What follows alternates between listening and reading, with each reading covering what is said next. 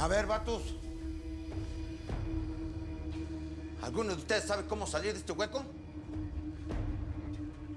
Al que logre sacarme palabra de indio que tiene chamba asegurada conmigo para el resto de su vida. Ustedes dirán. Me lleva la fregada. Puros cagos es lo que hay aquí. Si estuviera en México, ya desde hace meses estaría fuera. Un túnel, un helicóptero, un cohete, ya se me hubiera ocurrido cualquier cosa. Y además mudos. Quita las manos de la celda. Date media vuelta y coloca tus manos sobre la nuca. Tú a mí no me das órdenes, cabrón. El único que me daba órdenes ya lo mataron.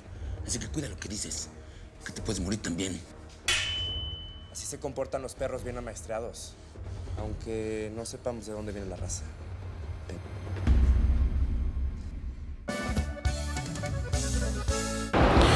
Mil gracias por seguirnos en YouTube.